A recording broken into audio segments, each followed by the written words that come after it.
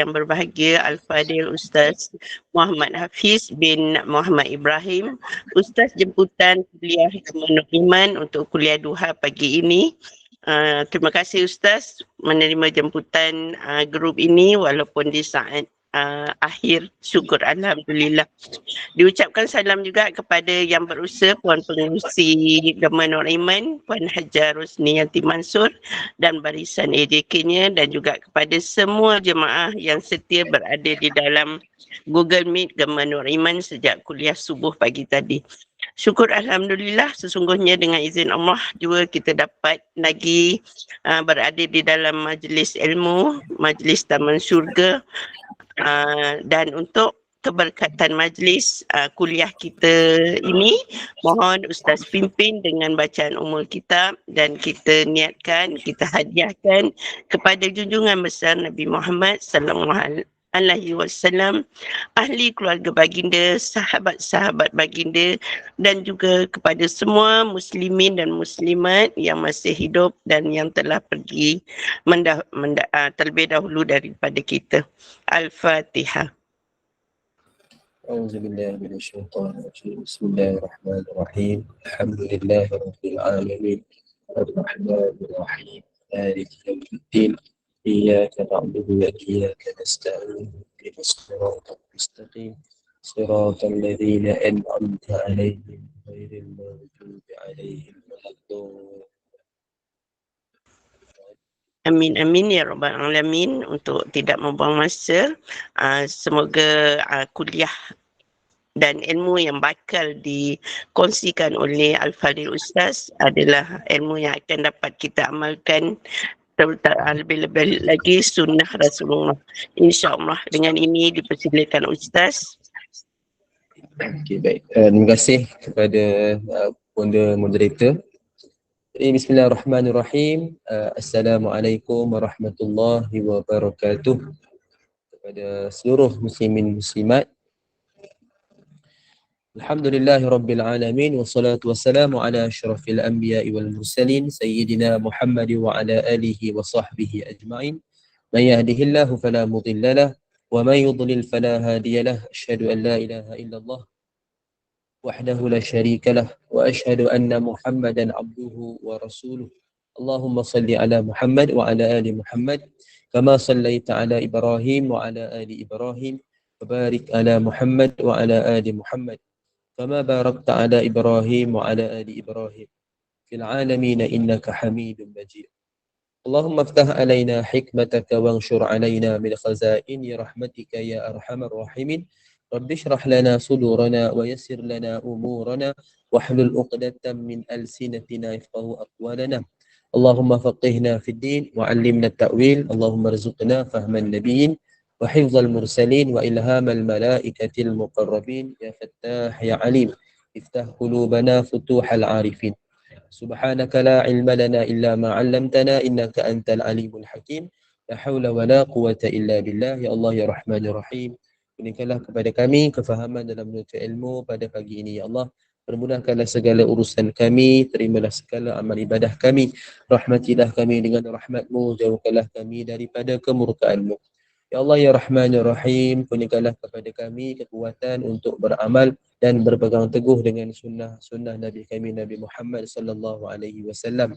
Rabbana atina min ladunka rahmah wa hayyi' lana min amrina rasyada. Rabbana atina fid dunya hasanah wa fil akhirati hasanah wa qina azaban nar. Wa sallallahu ala sayyidina Muhammadin nabiyil ummi wa ala alihi wa sahbihi wa baraka wa sallam. Alhamdulillahi rabbil alamin. Amin ya rabbal alamin. Yang saya hormati, lagi saya muliakan Bonda Rosniati, Bonda Hajah Rosniati selaku penganjur bagi pihak Gubernur Iman. Seterusnya barisan moderator dan seterusnya ibu-ibu, ayah-ayah muslimin muslimat, hadirin hadirat, jemaah serta keluarga Gubernur Iman GNI yang dirahmati Allah sekalian. Apa khabar semua? Kaifa halukum? Semoga sihat-sihat belaka, insya-Allah di hari cuti ni. Alhamdulillah sihat. Mudah-mudahan sihat selalu kita sama-sama bersemangat untuk kita teruskan kehidupan, kita mencari keredaan ilahi dengan kita melakukan segala perintah Allah dan meninggalkan segala larangannya.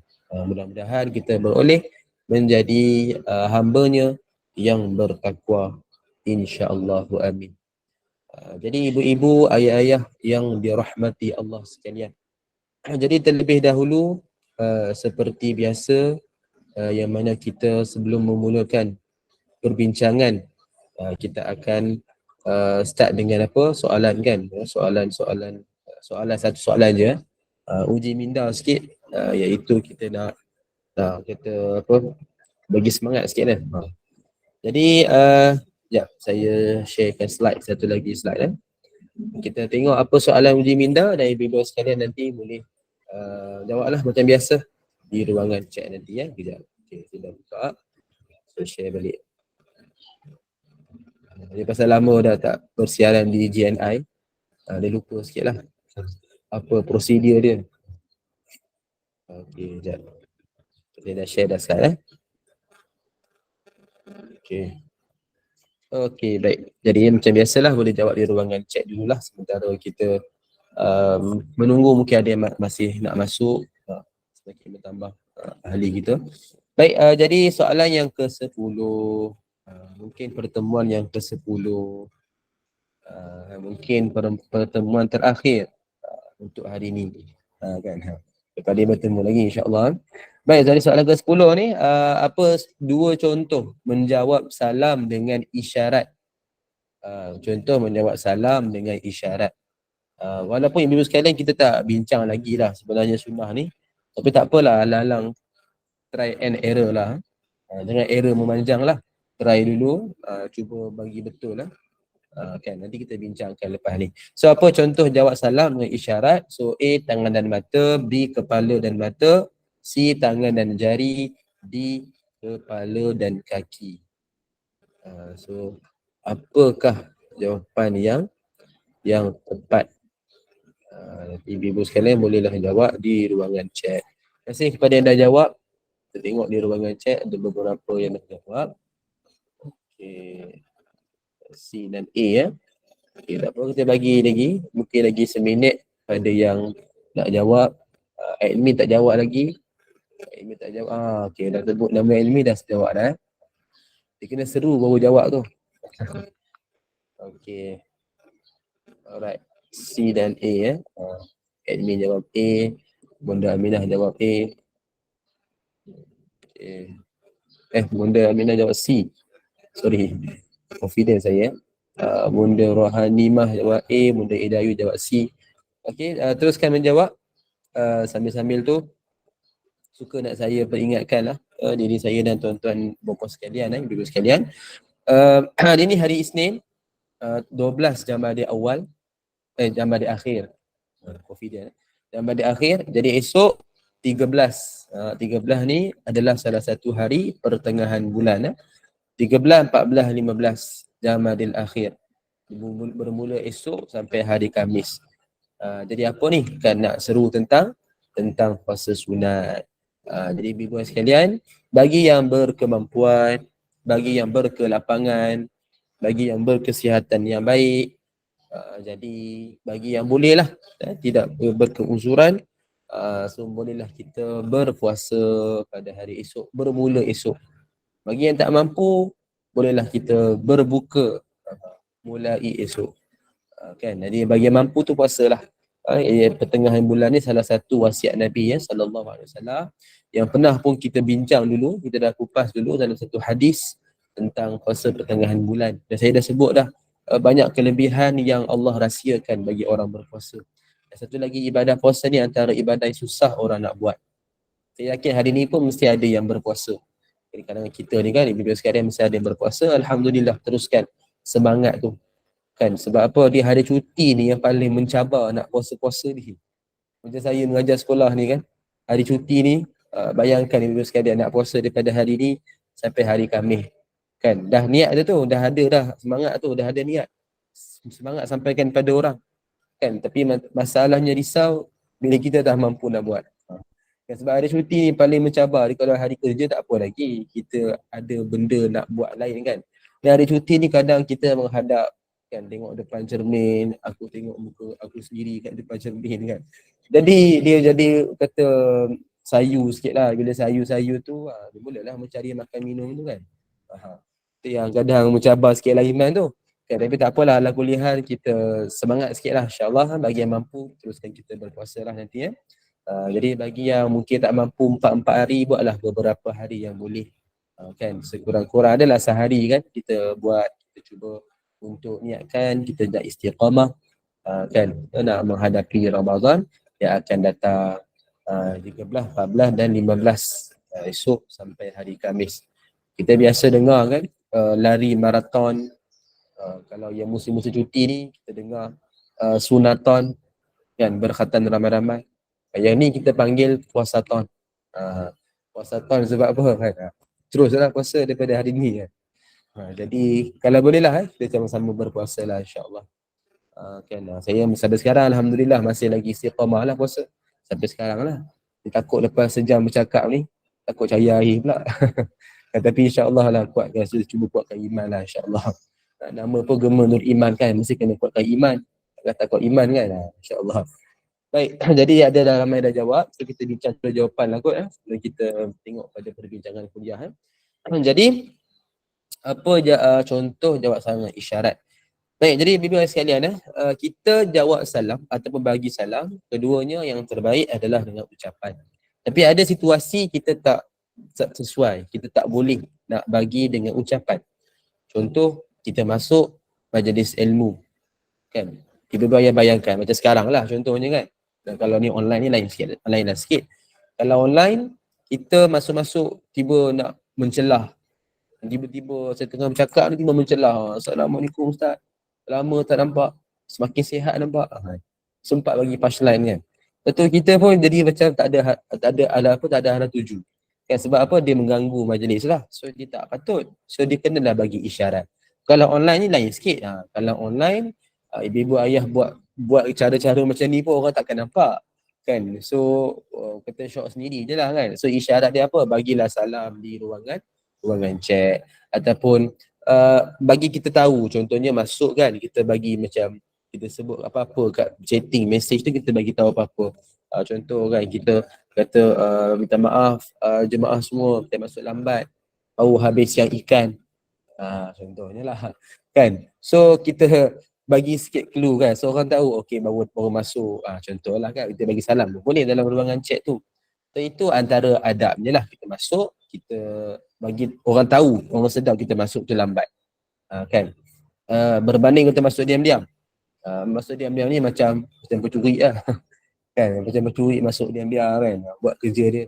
Betul, tak berapa sesuai. Jadi kita bagi orang tahulah. Memanglah malu sikit. Tapi itulah, siapa suruh siang ikan pagi-pagi kan, siang lambat sikit. Kan, tapi itulah.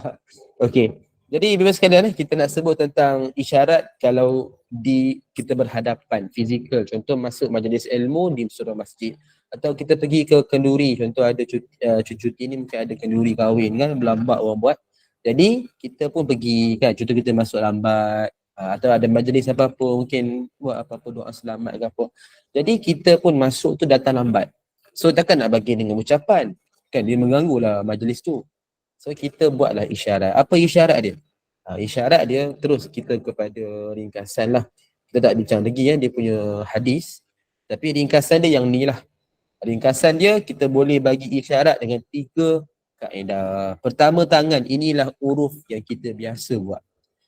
Perasan tak ibu sekarang kita biasa angkat tangan? Kan biasa orang lelaki lah kan, dia jumpa jauh-jauh kan, dia kata, oh Assalamualaikum, dia angkat tangan kan. Dia lagi hebat tau, disebut angkat pun angkat. Kan? Biasa orang jauh-jauh dia akan angkat tangan. Tanda, ialah isyarat tu bagi salam sebenarnya tu. Angkat tangan tu adalah isyarat kita bagi salam, jawab salam. Sebenarnya kita secara tak langsung, kita dah buat sunnah dah. Memang inilah isyarat Nabi buat. Ketika mendirikan salat, Nabi bagi isyarat. Bila ada orang bagi salam kat Nabi, Nabi bagi isyarat dengan tangan. Kita bincang, tak masuk lagi sunnah ni. Kita bincang kemudian. Tapi memang ada hadis tentang isyarat ni. Kalau tak tangan, kita bagi, jangan bagi kaki lah. Kalau bagi kaki tu sakit hati orang bagi salam kita bagi kaki kat dia kan. Nampak tak senonoh lah. Kan kena pula ibu-ibu kan, dengan pakai kain yang angkat kaki kan. Lain macam tu, rugged tu. Kan. Jadi kita tak bagi kaki lah. Tak ada tangan, kita bagi kepala. Ini bukanlah bagi kepala tu, maknanya kita angguklah kepala. So kita boleh pilih sama ada tangan ataupun kepala. Lepas tu kadang orang angguk kepala. Kan, contoh macam saya sendiri, bila orang datang lambat dalam majlis ilmu kan, ada yang dipandai lah, dia buat sunnah tu. Dia akan angkat tangan. Dia akan angkat tangan, dia tak adalah tinggi sangat. Dia akan angkat bagi saya sedar. So saya pula di hadapan ramai orang kan, takkan saya nak angkat tangan juga. Bila saya angkat tangan nanti kan apa yang akan jadi, orang akan tengok. Oh siapa tu. Kan, jadi saya rasa agak kurang sesuai lah kat situ kan. Bila saya buat macam tu, orang akan tengok, betul orang akan sedar, oh dia ni, Mak ni memang selalu lambat. Kan. Nanti orang panggil dia apa tu, acik lambat kan. Kesian kat dia kan, haji lambat kan. Sebab dia datang lambat selalu. Tengok-tengok IC betul haji lambat. Memang kena lah tu nama dia kan. Jadi takut orang nampak dia kesian lah kan. Tak berapa sesuai. So saya biasa akan angguk kepala. Bila orang angkat tangan, saya angguk kepala. Saya angguk perlahan je lah. Tak adalah nampak sangat angguk tu. Dia macam sikit je. So orang yang angkat tangan dia akan pandang saya. Orang kata mata ke mata kan. Hati ke hati kan. So dia angkat tangan, saya akan angguk kepala sikit. So dia, kami dah ada komunikasi dah. So dia akan tahu saya angguk kepala. So dia akan perasan saya nampak dia. Saya nampak dia, dia nampak saya. Dari situlah berputiknya cinta. Contoh kan. Mana kata apa, kita tahulah ada komunikasi kan. So kita pun faham. So jemaah tu bakal duduk. So saya pun teruskan macam biasa. Macam itulah. So ini antara adab. Berbanding dia datang diam-diam, dia duduk belakang. Itu pun tak berapa bagus. Ada orang lagi dia terpaling adab. Dia datang depan kita dia solat. Terasa jadi mayat kat situ kan. Itu pun tak bagus juga. Kan, dia tak duduk depan kita tengah berceramah kan, berkuliah kan. Dia duduk depan kita solat kan. Kita pun jadi macam asal aku jadi mayat hari ni kan. Depan-depan dengan dia pula solat kan. Jadi itu pun tak bagus lah. So dia kena pandai lah. Dia kena pandai, maknanya janganlah duduk belakang menyorok dan janganlah duduk depan sangat mengganggu orang lain. So dia kena masuk dan duduk dah terpulang lah kat tengah-tengah tu, kat belakang. Cuma jangan ganggu orang lain lah.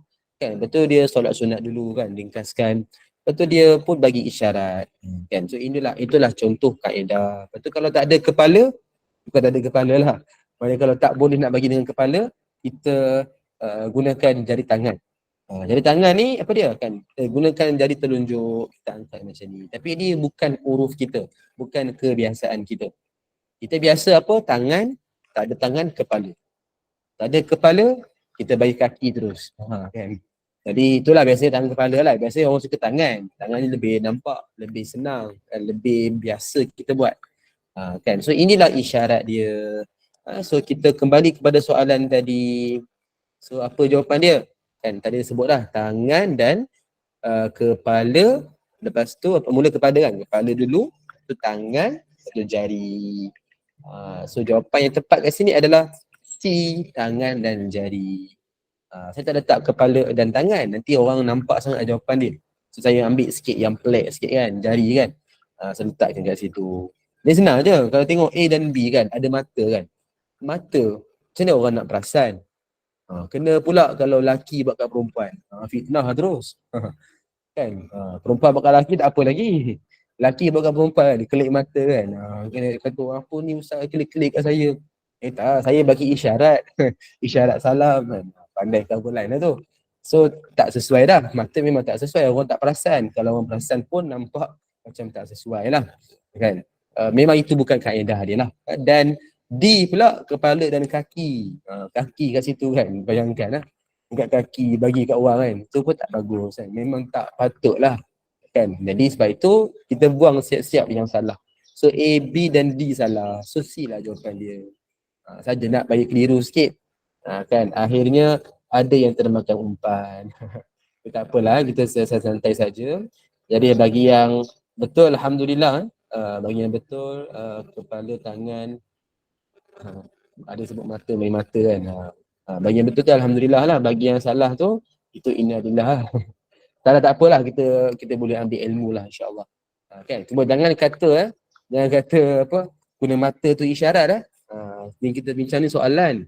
Saya beritahu siap-siap lah, bukan guna mata isyarat tu. Kan nanti kan ada pula kata Ustaz ajar suruh pelik mata kan.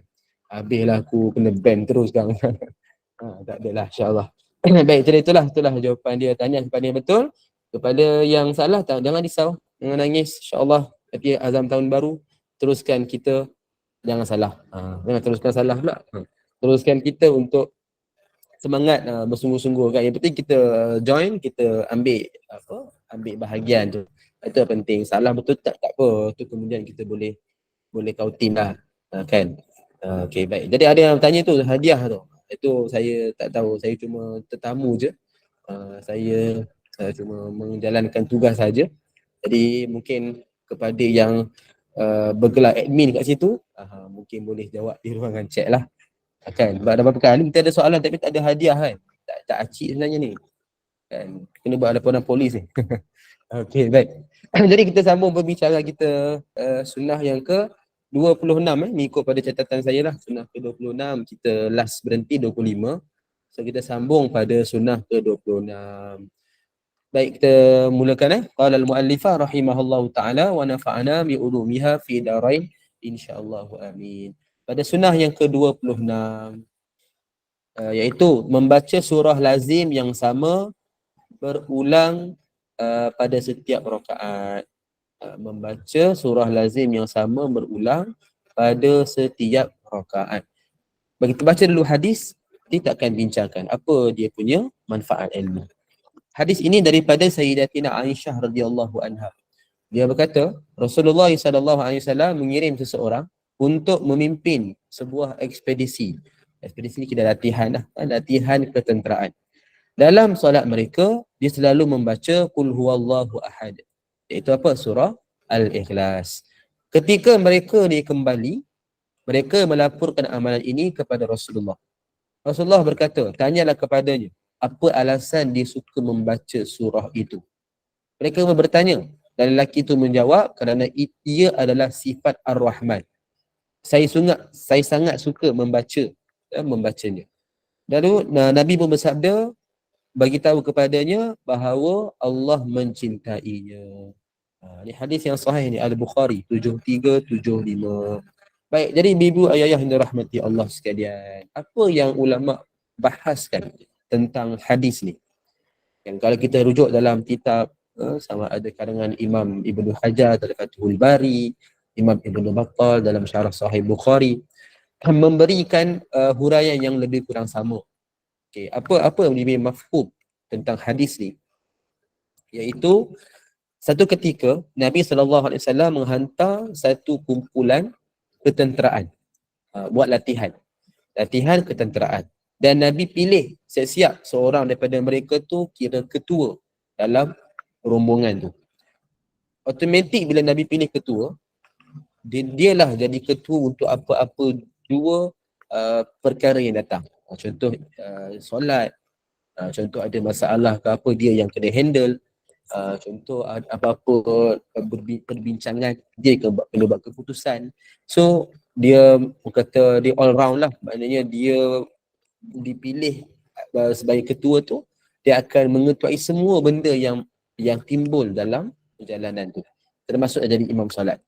So apa yang berlaku, dia dah jadi ketua kan, dia jadi imam. Dalam solat dia, ketika yang ni baca solat yang kuat, baca kuat lah. Sama ada mungkin maghrib isyak. Sebab apa, bila mereka bergerak tu, mereka bergerak siang. So subuh mesti dah settle, siap-siap dah kan. Zuhur asar memang perlahan. Daripada dakwah awal Nabi lagi sampailah sekarang pun memang perlahan. Jadi maghrib isyak lah mungkin baca kuat. Apa yang berlaku, dia baca surah Al-Ikhlas berulang. Rakaat pertama, rakaat kedua. Okay. Kita, kalau kita fikir, kita akan rasa apa? Benda baik apa salah? Kita fikir macam tu kan. Ataupun kita rasa, alah baca surah je pun. Okay. Itu kita punya perspektif. Kita punya pemahaman. Bagi sahabat, kan mereka semua kan sahabat kan. Bagi sahabat, benda ni, satu Nabi tak pernah buat. Satu, Nabi tak suruh buat. Jadi timbul persoalan, boleh ke nak buat? Kan saya ulang, benda ni Nabi tak pernah buat dan Nabi tak suruh buat. Kan, jadi benda ni boleh tak buat? Kita tahu antara sifat sahabat ni, mereka sangat berpegang teguh dengan sunnah Nabi SAW. Sampaikan perkara macam ni pun mereka takkan tenang. Bukan suka-suka buat je lah benda lain, tak. Dia macam seolah-olah tak hormati Nabi. Mereka fikir macam tu. Dan mereka punya perspektif macam tu. Mereka kata majoriti sahabat dia macam tu. Dia kalau perkara wajib memang kena buat. Perkara sunat ni macam dah jadi wajib dah. Perkara haram memang tinggal. Perkara makruh mereka akan tinggal sungguh-sungguh. Dia tak, bukan senang-senang ambil hukum makruh betul terus buat. Tak. Jadi kita pada hari ini, mungkin tak semua, mungkin bukan kita lah mudah-mudahan, ada yang mindset macam tu. Kan, benda yang wajib, benda yang haram, kadang-kadang kita terlepas pandang. Benda yang makruh, kita rasa tak apalah, makruh je, bukannya haram pun. Kita ambil mudah. Sama lah benda sunat, kita rasa alah sunat je, tak payah buat pun tak apa. Mungkin kan kita pernah terfikir macam tu. Tapi sahabat tak. Sebab mereka berdamping dengan Nabi. So mereka dapat Islam tu, orang kata mentah-mentah. Kan? Mereka dapat amalan tu mentah-mentah. Kan? Spontan daripada Nabi dapat. Guru mereka Nabi. So bayangkan macam mana dia punya situasi mereka beramal. Sebab tu mereka punya semangat kesungguhan mujahadatul luar biasa. Kita dengar sirah mereka pun kita rasa macam wow, kita rasa amazing, subhanallah. Kita rasa macam tu. Nak kata betapa hebatnya mereka ni. So berbalik kepada isu tadi, mereka rasa bingung lah. Bukan bengong lah, bingung kan. Tak tahu nak buat apa. Mereka rasa boleh ke buat macam ni? Nabi tak pernah buat kan. Nabi tak pernah buat, Nabi tak suruh buat. So mereka nak tegur dengan lelaki tu pun, mereka tak berani. Dia macam seolah-olah pertikai keputusan Nabi. Macam pertikai lah apa Nabi dah kan Nabi dah pilih ketua kan. So kenapa nak tanya, ikut je lah macam tu. So akhirnya mereka pun diam, balik tempat asal, mereka pun lapor dekat Nabi. Tak puas hati kan, tak tahu apa hukum boleh ke tak ni. So mereka lapor dekat Nabi. Nabi terima soalan ni ataupun Nabi terima respon ni. Apa yang Nabi buat? Nabi tak terus menghukum. Kan Nabi tak terus kata, orang tak, aku tak pernah buat, tak boleh buat. Ni siapa suruh buat ni, memandai-mandai, tak. Nabi tenang. Kan Nabi tenang, Nabi suruh apa? Tanya dekat dia, kenapa dia suka buat. Kan, kalau ikut Nabi boleh dia cakap macam tu. Nabi boleh dia kata, aku tak pernah buat, aku tak suruh buat, siapa suruh buat. Kan Nabi tak, Nabi tenang dulu. Sebab benda tu bukanlah sesuatu yang haram. Bukanlah dari sudut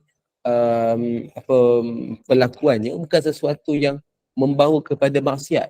Sudah tentu bukan maksiat. Kan? Cuma dari sudut mungkin adab ke apa, itu ada perubahan lah. Sebab itu Nabi tak terus melarang. Nabi tanya dulu. Nabi suruh tanya.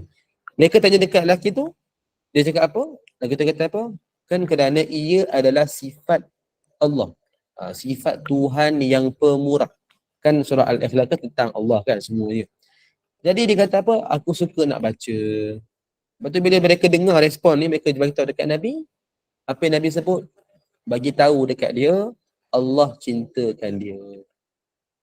Kan maknanya Nabi pun iktiraf, bolehlah dibaca surah yang sama berulang pada setiap rakaat.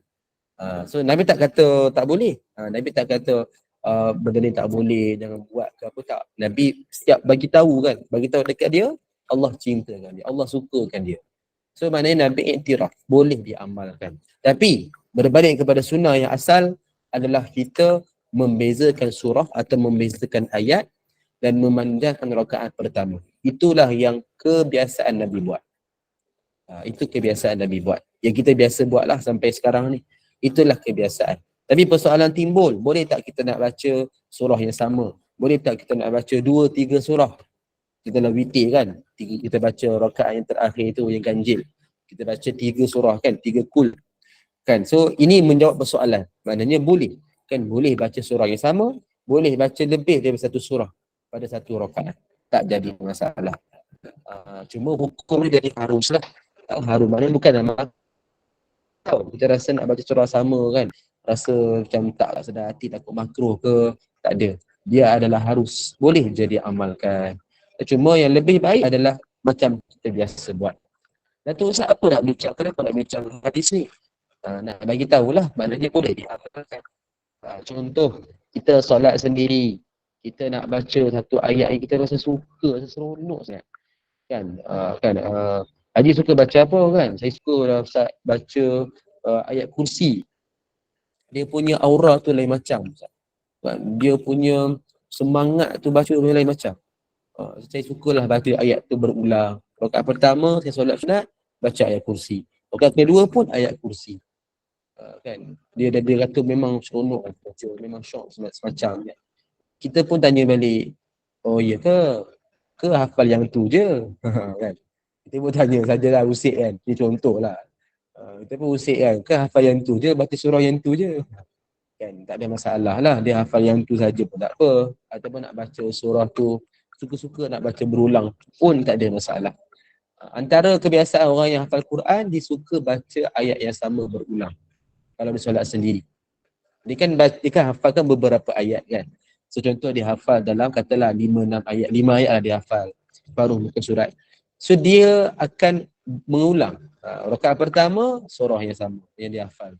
Rakaat kedua pun surah yang sama. So dia sebenarnya hadis ni lebih kepada orang yang begitulah. Kan yang mana dia nak hafal tu dia suka baca dalam solat. So dia baca dalam solat, dia berulang rakaat tu baca surah yang sama. So tak jadi makruh. Boleh diamalkan, tak jadi masalah. Cuma ni solat sendiri sesuai. Solat kita baca perlahan sesuai. Tapi kalau solat ikut jadi imam. Solat jadi imam, janganlah pergi baca buat sunnah ni pula. Kan semangat tu baru belajar pagi ni kan. Malam jadi imam maghrib. Rakaat pertama Al-Ikhlas. Kedua pun Al-Ikhlas. Makmum tercengang pun masalah lah imam ni kan. Rakaat pertama Qul huwallahu ahad. Rakaat kedua pun Qul huwallahu ahad. Tak ada suara lain juga. Kan? Lepas habis solat pun tanya ke imam, apa masalah kau ni imam? Kan? Tahulah kau ni ikhlas. Sungguh tak dapat sanggup hati kau jadi imam ni. Kan? Tapi janganlah baca surah Al-Ikhlas semata-mata kan. Kita pun kata aura dia lain macam. Saya belajar hadis ni. Hadis Al-Bukhari. Muallim ajar ni. Dia pun jawab, ni muallim bukannya ajar dia tu kurang ajar. Kan? Kalau kata maknanya memanglah boleh baca. Tapi dia menimbul fitnah. Kan? So kita baca sendiri tak apa, sorang-sorang amal tak ada masalah. Boleh je kita baca, boleh je kita berhujam, boleh. Kalau orang kata orang petikai, orang tuduh bukan-bukan kan.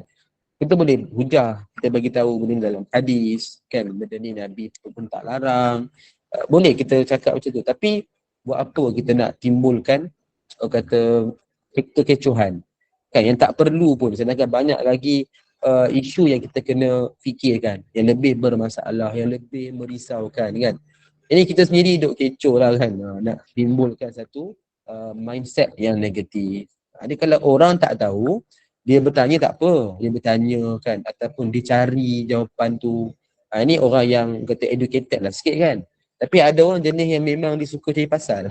Jenis yang memang dia tunggu peluang orang buat masalah sikit, dia nak korek-korek jadikan masalah besar. Jangan kita bagi peluang. Jangan kita bagi baton kat dia. Dia nak buat macam tu. Jangan kita bagi dia peluang. So bila kita buat macam ni kan, kita buat open sangat, jadi masalah. Macam itulah dulu sekalian. Jadi sama-sama kita boleh amal ketika ikut pada situasi lah. Solat sendiri, nak baca surah yang sama ke, suka baca ayat tu, kita rasa seronok, mungkin ada kita punya nostalgia tersendiri dengan ayat tu ke apa kan. So bacalah, tak jadi masalah. Dia harus, tak jadi makruh, boleh diamalkan. Cuma kalau di hadapan ramai ke apa jadi imam tu janganlah. Nanti kau orang panggil imam ikhlas nanti. Kan? Kadang bahaya juga kan bila kita baca surah yang sama kan, makmum ni dia boleh perhati tau. Saya memang jadi imam kan. Tapi saya tak buat macam tu lah. Imam lain kena. Dia suka baca ayat satu ayat. Ada bunyi apa Al-Baqarah lah kan. Ada ayat tu, inna lillahi wa inna ilaihi raji'un. Kan allazina idza asabathum musibah kan qalu inna lillahi wa inna ilaihi raji'un. Dia suka baca ayat tu. Bahkan saya pun jadi makmum, saya pun perasan lah dia jadi imam biasanya subuh kan. Dia suka baca ayat tu. Dalam seminggu tu tak sah kalau tak ada. Kan? Sampai saya risau dia orang panggil dia imam innalillah. Kan? Sebab dia suka baca ayat tu. Kan? So makmum boleh kesan. Sampai makmum kata, ni ayat favourite imam ni. Kan? Sebab dia boleh, kan benda sama berulang kan. Orang pun boleh kesan lah kan. Jadi itulah, kena hati-hatilah yang jadi imam tu. Saya dah kena dah sebelum ni. Tapi bukanlah saya kena tu, kawan saya kena. Cuma saya dah tahu dah persepsi makmum macam mana kan. Nasib baik saya sekarang ni jadi bekas imam. Sebab apa bekas imam? Sebab dah berbekas dalam hati dah. Kan? Adalah apa dia punya nostalgia tu kan. Itulah ibu sekalian, sama-sama kita boleh amal ikutlah kepada situasi ya. Cuma kita kena pandailah dan kita menyebabkan kekecohan. Okey. So itu sunnah ke-26. Okey, kelas kita masuk pada sunnah yang ke-27. Okey, ini tentang solat juga, tentang rukuk pula. Ni rukuk baca elok tu rukuk, bukan rokok. Ada pula baca meratakan belakang ketika rokok, ustaz ajar rokok ni sunnah ke? Kan? Rosak punah nanti. Okey, baik, hadis daripada Abu Humaid As-Sa'idi radhiyallahu anhu. Beliau kata, akulah orang yang paling ingat terhadap solat Rasulullah sallallahu alaihi wasallam. Aku melihat apabila baginda bertakbir, angkat takbir, takbiratul ihram, baginda meletakkan kedua tangannya sejajar dengan kedua bahunya, sejajar dengan bahu. Apabila baginda rukuk, baginda tempatkan kedua tangan pada kedua lutut, kemudian baginda meluruskan punggung ataupun meluruskan belakang selurus-lurusnya. Hadis sahih Al-Bukhari 828. Baik, jadi ibu ayah yang dirahmati Allah sekalian, ini tentang salat, ini tentang rukuk. Di mana kita sedia maklum tentang rukuk ni, kita akan berada dalam posisi macam L. Okay, ini contoh gambar lah yang kita boleh ambil manfaat. Yang mana ni pun gambar curi lah, betul gambar saya ni. Kan? Sebab saya lagi handsome daripada gambar ni. Jadi bukan gambar saya lah. Ni cuma saya gambar curi sikit ni. Di mana gambar ni dia menunjukkan posisi kita rukuk. Okay. Kita tahulah sedia maklum gambar dia bentuk L. Kemudian kita tangan kita ni genggam pada lutut, kita merenggangkan jari. Okey, semua ni betul kan? Tapi ibu sekalian, dalam gambar tu ada satu benda yang kurang tepat. Kalau ibu ayah sekalian perasan tak apa yang kurang tepat? Apa yang kata something is wrong lah. Mungkin ada yang boleh jawab di ruangan chat ke, mungkin ada yang wakil boleh buka mic ke. Sekejap je lah. Saja nak test tengok. Perasan tak ada benda satu yang kurang tepat? Aku ada nak cuba ke? Tak ada, tak apalah, saya teruskan je. Mungkin semua orang malu-malu kucing kan. Mungkin semua orang takut salah kan. Kena gelakkan orang pula. Tak ada wakil lah. Tak apalah. Ada wakil tu. Pandangan mata. Okey, tangan jari. Okey, baik. Terima kasih kepada respon. Alhamdulillah. Dia respon best sikit kan. Taklah saya sorang-sorang cakap. Okey, ada respon lagi tu. Jari tak pegang lutut. Okey, baik. Terima kasih kepada semua. Kita bukan nak kata cari salah ke apa tak. Sekadar kita bincang, jadi kita nampak sikit lah. Biasa kita bagi respon tu dia lebih ingat sikit kan. Okey, pandangan mata patut lurus ke ikut tegak kepala. Okey, ni soalan. Ni jawapan ke soalan ni? Ni soalan ke cemburu ni? Jari mesti diarah ke bawah. Okey. Okey, baik. Terima kasih kepada semua. Saya ingat nak satu je respon dan macam-macam respon dia. Alhamdulillah. Terima kasih kepada semua. Jazakumullah khairan.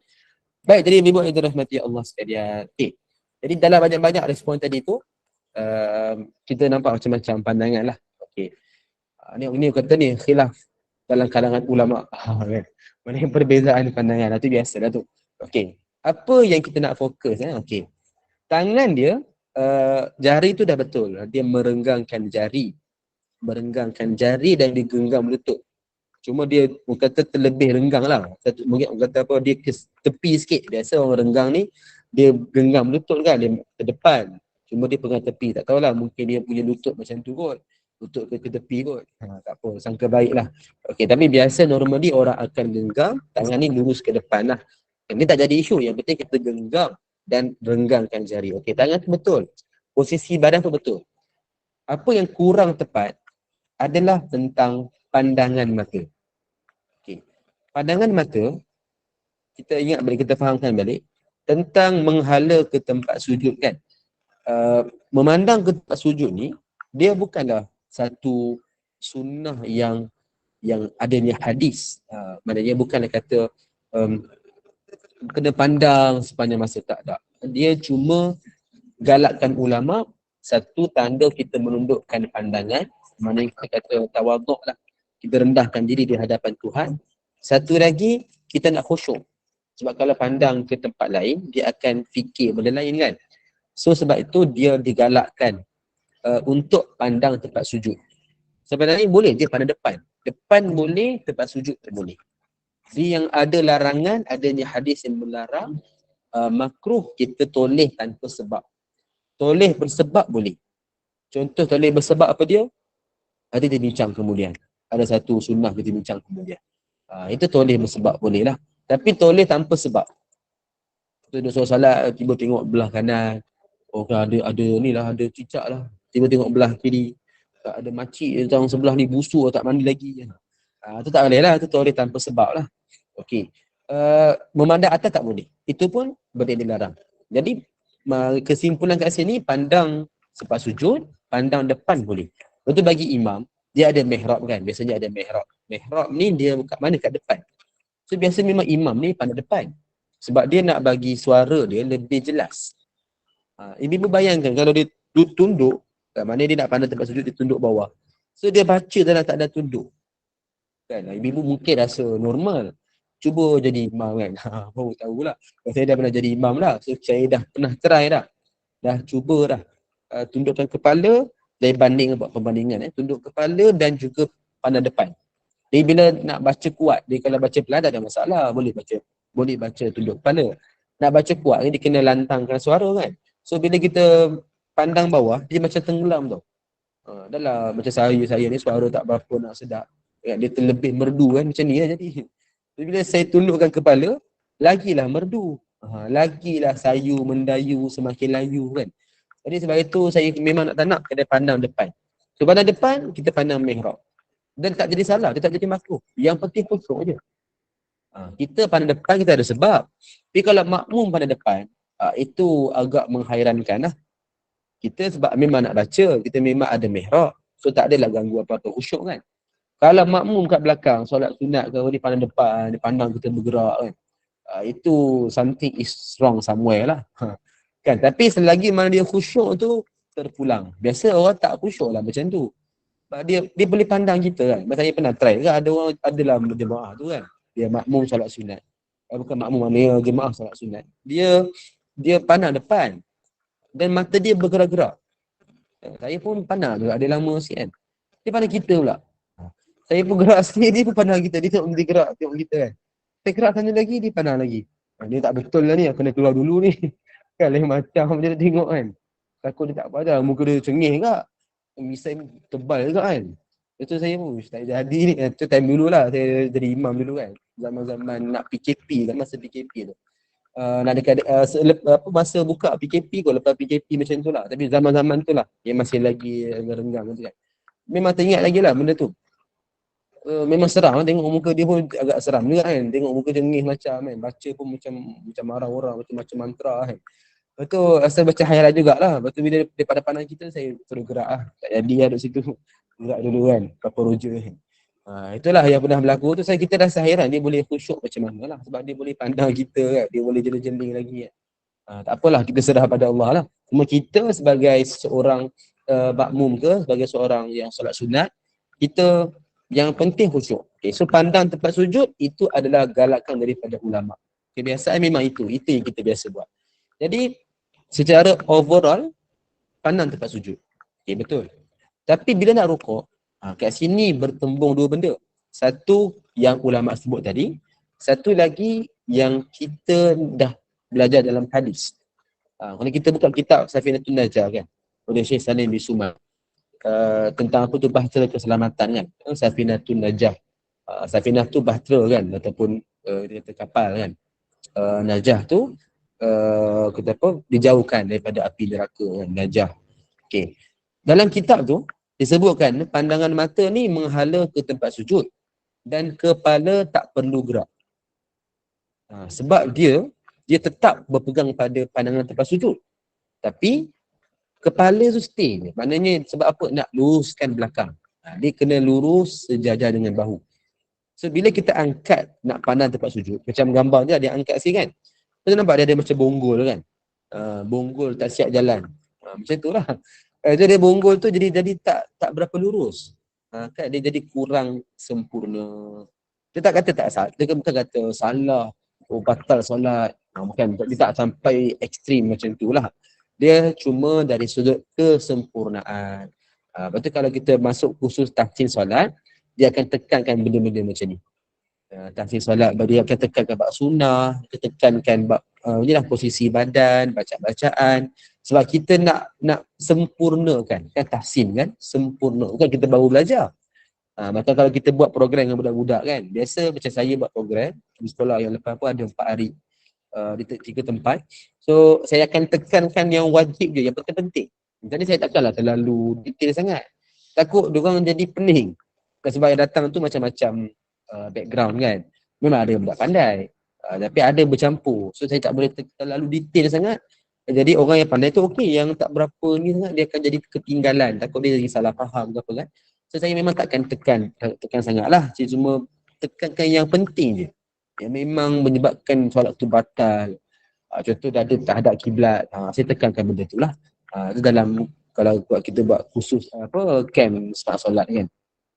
Tapi kalau kepada dewasa, kita tekankan benda macam ni. Macam ibu lah contoh sekarang ni kan. Saya tekankan benda macam ni. Sebab ikut pada audience lah. Kan. So kita nak sempurnakan solat. Jadi dalam kitab Safinatun Najah disebutkan dia kepala tak payah angkat. Kepala kena tunduk. So gambar ni kalau saya boleh ketuk, saya ketuk lah kepala dia. Kan, tunduk si kepala tu, salah tu. Kan, tunduk si kepala dan mata pandanglah ke bawah. Nak senang pandang bawah. Nak kalau yakin boleh pandang tempat sujud, angkat mata je. Dan benda ni ramai orang yang akan tersakiti. Kan dia sakit sikit. Ibu boleh cubalah kalau yang belum cuba. Dia sakit sikit. Dia memang dia macam nak pandang mata je kan, macam orang jeling atas. Orang cuba jeling atas kan. Sekejap tak apa, cuba lama kan. Dia sakit sikit tu. Jadi sebab itu kalau orang yang rasa susah, tak ada masalah, tak jadi isu pun. Pandang je ke bawah. Tak jadi masalah. Jangan rasa macam tak sempurna. Tak. Kita tahu sempurna ke tak, belajar daripada Quran hadis kan, belajar ilmu lah. So kita dah belajar sekarang. Pandang tempat sujud ni cuma galakkan ulama. Dia bukanlah satu sunnah yang adanya hadis tak. Ada hadis cuma melarang saja. Larang toleh kanan kiri tanpa sebab, melarang pada atas. So pandang depan boleh, pandang bawah pandang tempat sujud pun boleh. Even nak pandang celah kaki pun boleh. Sebenarnya cuma kita biasa ikut kepada kalam ulama lah. Jadi pandang tempat sujud itu lebih sempurna. Jadi sebab itu ibu sekalian, masa rukuk je kita ingat. Masa rukuk kalau susah, pandang je ke bawah. Ada tadi sebut tadi, komen sekejap. Sorina, okay. Kalau biasa buat, tak rasa sakit, betul. Itu saya tak nafikan langsung. Tapi nak biasa buat yang sakit tu. Nak sampai tahap kebiasa tu, yang sakit. Dia macam sama dalam konsep kita solat, duduk antara dua sujud kan, duduk iftirash kan, ataupun duduk tahiyat awal. Kan biasa kalau sempurna kita akan kata apa ni, macam kelepak jari tu kan. Kata apa, kepak jari kan. So itu yang sempurna. Jadi kalau orang tak biasa buat, memang kan sakit, macam sakit. Macam time solat pun saya tekankan juga benda ni kan. Supaya dia biasa buat, dia tahulah benda ni. So masa praktikal memang saya pukul si kaki tu, kau buat betul-betul sekarang. Kau biasakan daripada sekarang. Kan? So kita nak bagi budak-budak ni, dia biasalah buat benda tu. Dia tahu dan dia cuba amalkan. Tak kita nafi. Memang itu yang terbaik. Tapi nak sampai kepada tahap nak biasakan tu. Itu yang makan masa dan agak tersakiti lah. Kan? Sebab itu macam ibu-ibu lah kan. Ni kan dah dewasa semua. Jadi kalau nak buat, nak biasakan, kalau sanggup tu lagi bagus. Tapi kalau rasa memang tak boleh, jangan kita push-push lah. Kan? Jangan kita push-push benda yang macam ni, takut jadi lebih kata apa, macam beban kan. Kalau budak-budak budak-budak memang kita kena betul-betul bagi dia mantap lah. Kan kita bagi dia yang terbaik kan, sungguh-sungguh berkualiti. sebab dia membesar. So dia boleh melazimi benda yang dibuat daripada kecil. Tapi kalau kita-kita yang dah terlebih besar ni, kan, kita ni yang jadi bukan budak-budak, jadi mak bapak budak ni, kan, atau datuk nenek budak ni, so kalau rasa susah tu tak apa, jangan kita paksa-paksa lah. Tak apa, dia is okay. Kalau mampu buat, kalau tak mampu is okay. Yang penting kita ingat sudah tu penting, iaitu meluruskan belakang. Itu paling penting. So itu kita cuba buat. Kecuali memang kalau ada masalah apa-apa tu, ada mudarat tu, is okay lah, buatlah setakat mampu. Tapi kalau yang boleh buat tu sesungguh-sungguh kita cuba buat. Okey, so itulah sunnah dalam rukuk ni. Luruskan kaki pun sama, menghadap ke kiblat. Kita biasa kan macam muslimah tak apa, ibu-ibu biasa rapat kaki kan. Macam lelaki kan dia suka renggang, dia suka kangkang. Memang itu kaedah dia kan kangkang, dan bila kangkang tu dia akan buat V. Kan, biasanya buat V kan. Diikutkan sepatutnya lurus je lah.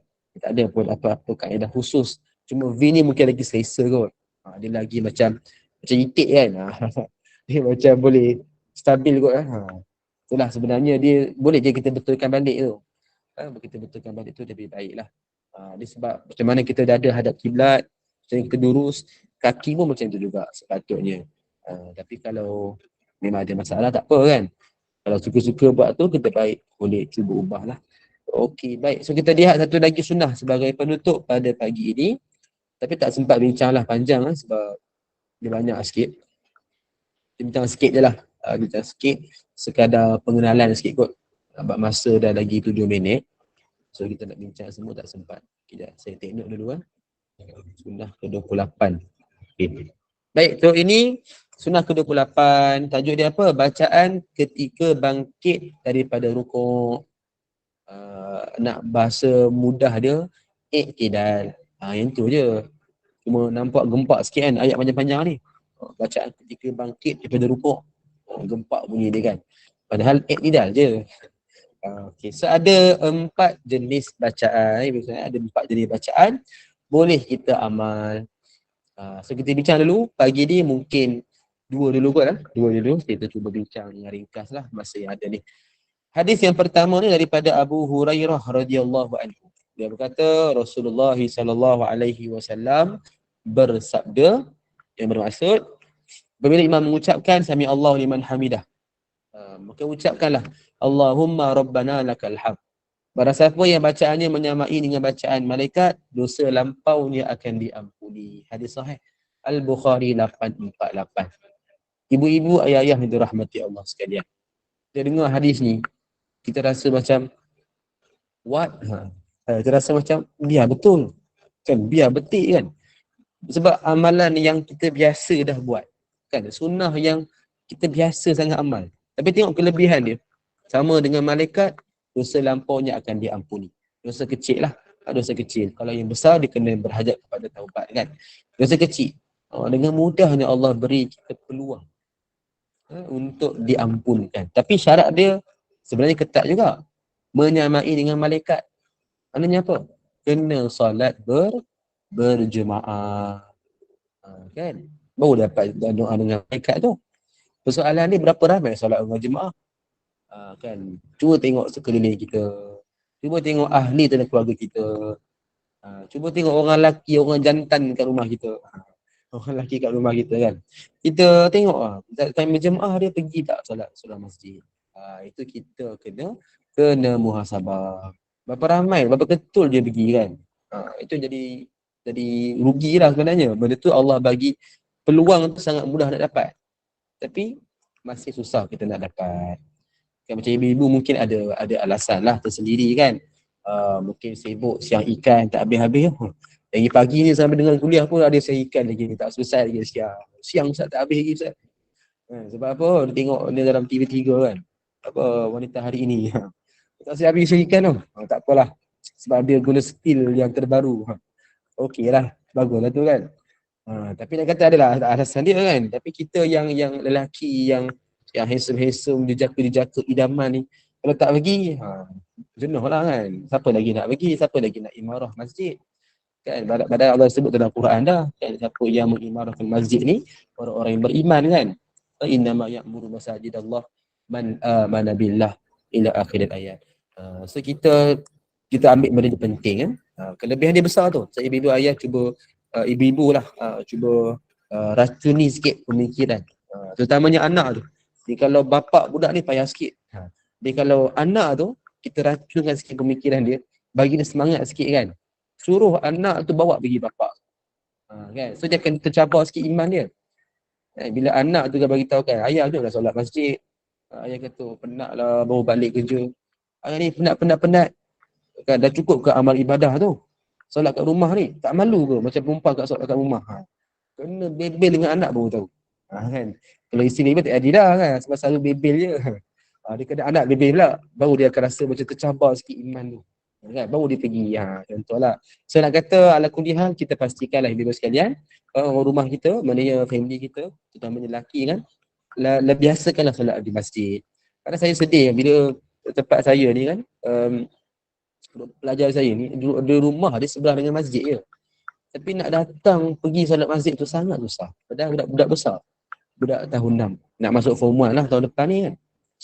Tapi adik dia tahun 4. Adik dia tahun 4 lebih rajin daripada si abang ni. Solat berjemaah. Padahal sebelah je, masjid sebelah dengan rumah. Rumah sebelah masjid. Kota sebelah kan. So, sedih jugalah kan. Tapi saya dah nasihat dah. Tak jalan juga. Masih lagi tak istiqamah sangat lah. Kadang datang muka mengantuk je, muka tidur tak mandi je kan. Tak apalah kan. Yang penting datanglah solat berjemaah kan. Lelaki kan. Dah lah sebelah rumah je pun kan. Masjid sebelah rumah je. Itulah nak kata kan, sebenarnya Allah yang gerakkan kan, Allah yang pilih siapa-siapa hamba dia yang Allah kehendaki. Dia bukan isu dekat atau jauh, dia siapa yang terpilih. Ada seorang pakcik tu datang daripada jauh dengan dia pakai tongkatnya datang kan, jalan kaki je lah dari kawasan kampung kan. Tapi dia sanggup datang walaupun kata dengan keadaan diri dia tu kan, dia kira macam uzur lah, tapi dia istiqamah datang solat masjid. Tapi yang duduk sebelah dengan masjid ni, rumah sebelah masjid, nak pergi pun dia kan. Dalam budak tu saya tak berapa perhati tu. Kalau bapak budak tu tak apa sebab tadi nak cakap apa dah kan, nak dakwah macam mana lagi kan. Cubalah sikit-sikit. Tapi kalau budak-budak ni yang masih kawalan kita, cuba betul-betul nak bagi dia rajin pergi solat berjemaah. Itulah ibu sekalian, yang penting kita lah start daripada rumah, kita check lah family kita masing-masing, kita bagilah mereka rajin. Kan, tak dapat nak dakwah orang luar-luar terlalu sangat pun, sikit-sikit pun, paling tak family kita ni kita bagi tip-top lah. Adalah peningkatan kan ni, azam tahun baru ni kan, nak bagi solat, selalu solat berjemaah kan. Kita adakan azam yang baru. Yang kata ustaz saya ada azam ustaz. Azam saya apa kan? Azam saya adalah menyelesaikan azam tahun lepas. Kan. Azam tahun lepas lagi apa? Azam tahun lepas saya tu selesaikan tahun lepas punya azam. Sampai ke sudah tak ada apa benda yang dia tahu azam. Betul nama dia Azamuddin. Kan? Azam dalam beragama sebab kerja dia berazam je. Macam tu lah kan, kita nak biarlah betul clear sikit lah apa yang kita nak buat tu. Itu lagi sekalian kita cubalah amalkan. Jadi ala kuliah nak sebut tentang ni, nampak hadisnya simple, kelebihan dia besar, tapi nak dapat tu bukan senang. Kan, nak dapat tu adalah syarat dia kena solat berjemaah. Kan nampak simple dia hadis ni kan, kita rasa macam wah simple, besar, apa besar ganjaran dia. Tapi syarat dia tu sebenarnya berat. Bukan semua orang mampu berjemaah. Kan syarat dia sebenarnya berat. Jadi orang yang rajin alhamdulillah. Orang yang tak rajin innalillah. Yang penting lepas ni cubalah kita rajin. Kan, ibu-ibu lah kan, kat tangan ibu-ibu ada kuasa sebenarnya. Kan cuba gerakkan. Gunakan kuasa veto sebagai seorang princess, bukan princess, orang kata apa, ratu kan. Queen of the family kan. Gunakan kuasa ratu tu, gerakkan semangat sikit suami ke anak-anak lelaki ke, kan kucing-kucing dalam rumah tu suruh solat berjemaah. Kan senang je, bebel ni sekali semua orang lari kan. Macam itulah yang penting kita cubalah untuk istiqamah dalam kebaikan. Itulah sekarang untuk pagi ni saya sekadar tu dulu. Pukul 10 ingat nak baca 2 hadis tapi tak sempat. Tak apalah, yang hadis kedua tu biar suspend lah. Biar suspend. Tapi ada lagi bacaan-bacaan kita boleh baca lah ketika tidak. Kita bincangkan nanti insya-Allah pada pertemuan akan datang. Bila saya pun tak tahu, admin pun tak tahu, hanya Allah saja yang tahu.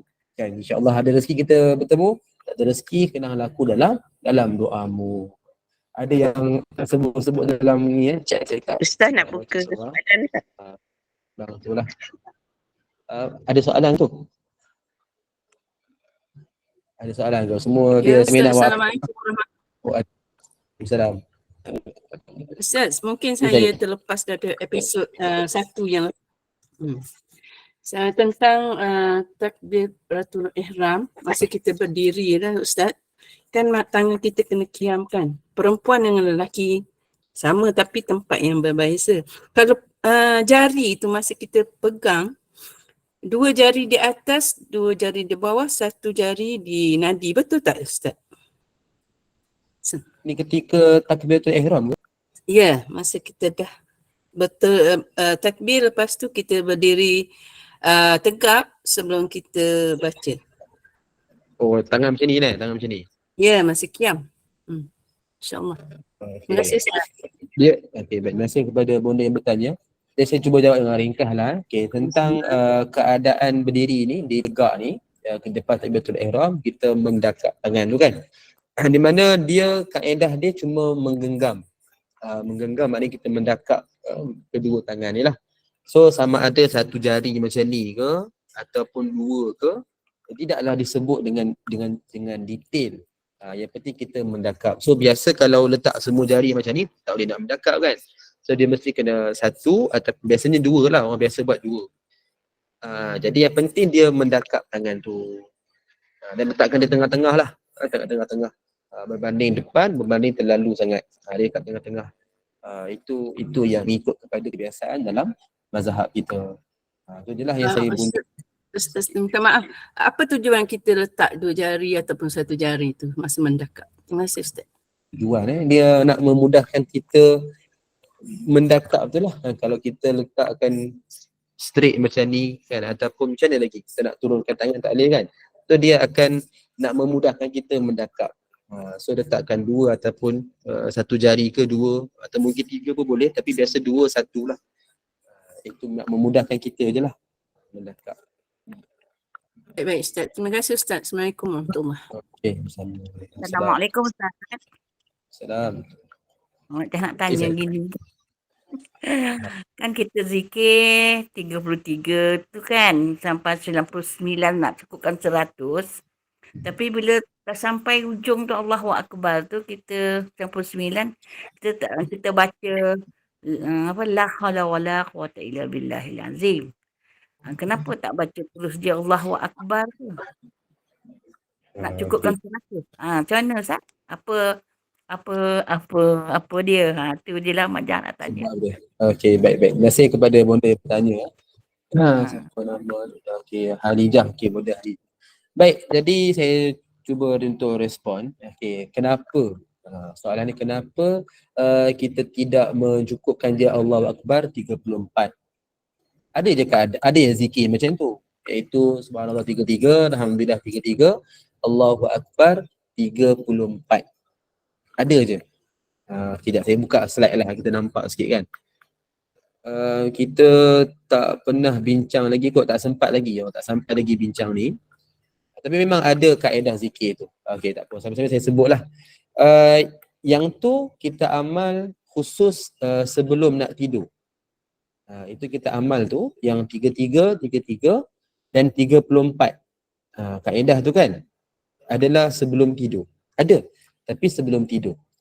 Satu lagi yang kita biasa buat tu, yang kita cukupkan dengan last kali tu, la ilaha illallah wahdahu la syarikalah tu, itu adalah kaedah kita berzikir selepas solat. Okey, kan, selepas solat.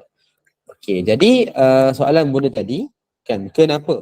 Kerana kaedah itulah yang telah ditunjukkan oleh Nabi SAW. Ada perbezaan. Saya share slide ni lah. Cuma tak sampai lagi tentang perbincangan, tak sampai lagi. Kita masih tersangkut. Tapi cuma nak saya boleh terangkan sikit je lah. Maknanya kerana itulah nak ditunjukkan oleh Nabi. Kaedah tu yang ditunjukkan oleh Nabi. So kita hanya follow. Betul kita kata dalam agama, kita nak pastikan kaedah kita, kan, amal kita ni seperti yang Nabi tunjukkan. Jadi macam yang Bunda sebut tadi kan, kenapa tak cukup 34, kenapa tak cukup 34 je? Ada, kaedah tu memang ada, tapi cuma di cara yang keempat. Zikir sebelum tidur. Yang kita biasa buat yang cara kedua tu, Tutup dengan la ilaha illallah wahdahu la syarikalah. Yang sampai habislah, yang tu adalah selepas solat. So ini kaedah-kaedah Nabi tunjukkan dah. So setiap daripada ni mesti ada sebab. Kita ikut seperti yang Nabi tunjukkan. Ala kulli hal, kalau ibu berkata, contoh dia kata nak buat cara sendiri, boleh je, tak ada masalah. Tapi kita yang rugilah sebab tak ikut yang Nabi tunjukkan. Okey, terima kasih Ustaz. Faham dah. Okey, sama. Okey, terima kasih Ustaz. Okey, sama-sama. Ini dah sampai lagi ya. Yang ni sunnah yang ke-32. Sama dah nak tanya. Ya, okey, tak apa. Okay, baik, terima kasih kepada tuan-tuan. Ada soalan lagi untuk Ustaz? Kalau tak ada, kita boleh tutup majlis.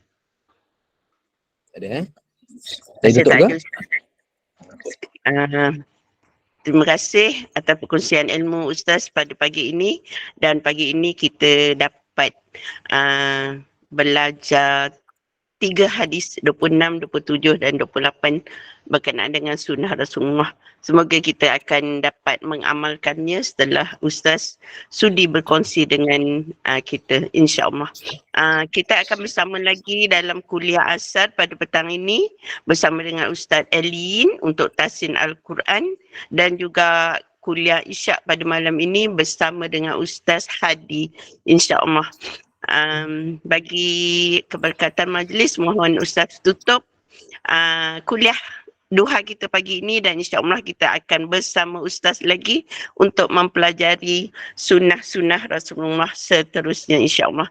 Mohon Ustaz tutup dengan tasbih kafarah dan juga al-as, dan terima kasih semua kepada jemaah kerana sudi bersama-sama dengan Ustaz jemputan kita. Dipersilakan Ustaz. Baik, terima kasih, insyaAllah. Subhanakallahumma bihamdik, asyhadu an la ilaha illa anta astaghfiruka wa atubu ilaik. Bismillahirrahmanirrahim. Wal 'asr. Innal insana lafi khusr illa alladhina amanu wa 'amilus solihati wa tawasaw bil haqqi wa tawasaw bis sabr. Assalamualaikum warahmatullahi wabarakatuh.